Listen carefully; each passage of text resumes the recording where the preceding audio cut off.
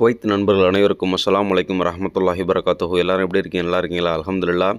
இப்போது நீங்கள் சமீப காலமாக கேள்விப்பட்டிருப்பீங்க, மெடிக்கல் வந்து ஃபெயில் ஆகுது அப்படின்னு சொல்லி கேள்விப்பட்டிருப்பீங்க. அதாவது அதிகபட்சமாக அது பார்த்தோன்னா திருச்சியில் நடக்குது. என்னுடைய ஃப்ரெண்டு அவங்களுடைய ஃப்ரெண்டு ஒருத்தர் 3 பேர் மொத்தம் மெடிக்கல் போட்டாங்க. திருச்சியில் வந்து மெடிக்கல் போட்டதில் வந்து மெடிக்கல் வந்து ஃபெயில் ஆகிடுச்சு. என்ன ரீசன் கேட்டிங்கன்னா, நெஞ்சு சளி இருக்குது அப்படின்னு சொல்லிட்டாங்க. அதாவது ப்ரொசீஜர் படி பார்த்தீங்கன்னா, ஒரு தடவை நம்ம மெடிக்கலுக்கு பணம் கட்டி மெடிக்கல் போடுறோம் அப்படின்னா, அந்த மெடிக்கல் சென்டரில் வந்து ஃபெயில் போட்டாங்க அப்படின்னா 30 நாள் வந்து நீங்கள் வெயிட் பண்ணணும். அந்த பீரியடு கழித்து மறுபடியும் போய்ட்டு அவங்க சொல்கிற டேட்டுக்கு போய்ட்டு மறுபடியும் மெடிக்கல் போடணும்.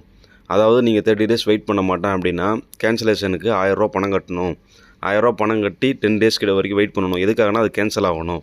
கேன்சல் ஆனதுக்கப்புறம் நீங்கள் வந்து அந்த 30 டேஸ் வரைக்கும் வெயிட் பண்ண தேவையில்ல. டேரெக்டாக அடுத்த மெடிக்கல் வந்து புக்கிங் போட்டு நீங்கள் போயிடலாம். இப்போது வந்து நான் எதுக்காக சொல்ல வரேன்னா, இந்த மாதிரி மெடிக்கல் வந்து ஃபெயில் ஆகிடுச்சு. திருச்சியில் போட்டு மெடிக்கல் வந்து ஃபெயில் ஆகிடுச்சு.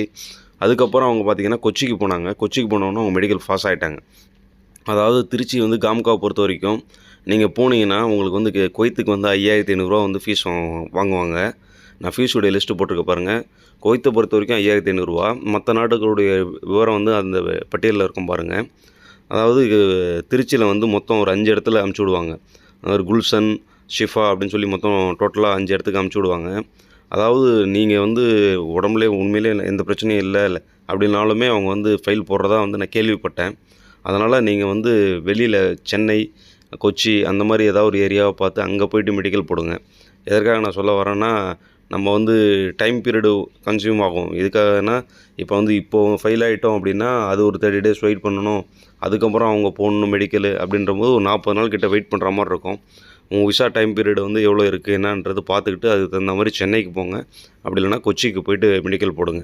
அதுதான் சிறந்ததாக இருக்கும்னு நான் நினைக்கிறேன்.